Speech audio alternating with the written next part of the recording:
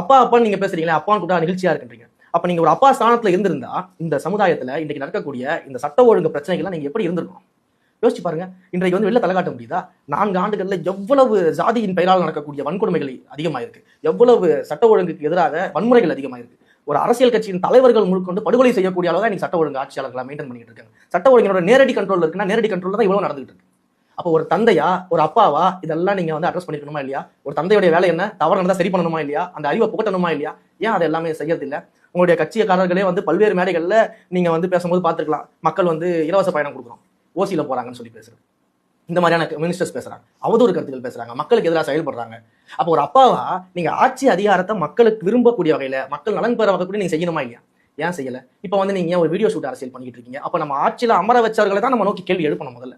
கரெக்டுங்களா? நீங்க அப்படி ஒரு வீடியோ ஷூட் அரசியல் இங்க பண்ணிக்கிட்டு இருக்கீங்க. எனக்கு என்ன தோணுதுன்னா, 2026ல மக்கள் வந்து எங்கள் தலைவரை முதலமைச்சராக தயாராயிட்டாங்க. இதுதான் உண்மை. தயாராயிட்டாங்க. தலைவர் அவர்கள் முதலமைச்சராகிறாரு. எங்களுடைய தலைமையில ஆட்சி அமைய போகுது அப்படின்றத மக்கள் தெளிவா இருக்கிறாங்க. சினிமாவிலிருந்து வந்து அந்த உச்சபட்ச நடிப்புல இருந்து வந்து எங்கள் தலைவர் வந்து 2026ல ஆட்சியை பிடிக்கக்கூடிய அளவுக்கு மக்கள் வல்லமையை பெற்றுட்டாருன்னு தெரிஞ்சதுனால, ஒருவேளை ஐயா முதலமைச்சர் அவர்கள் வந்து சினிமாவுக்கு போய் நம்ம ஒண்ணு பண்ணுவோம், நம்ம அவரோட இடத்த வேணா நம்ம சினிமாவில் பிடிச்சிடலாம் அப்படின்றதுக்காக இவர் ஒரு வீடியோ ஷூட்லாம் போட்டு ஒரு சினிமாட்டிக் வீடியோ ரிலீஸ் பண்ணி மக்களை கவர் பண்ணலாம்னு நினைக்கிறாரா என்னன்னு தெரியல. இதை நான் ஒரு பிராண்டிங்கா தான் பாக்குறேன்.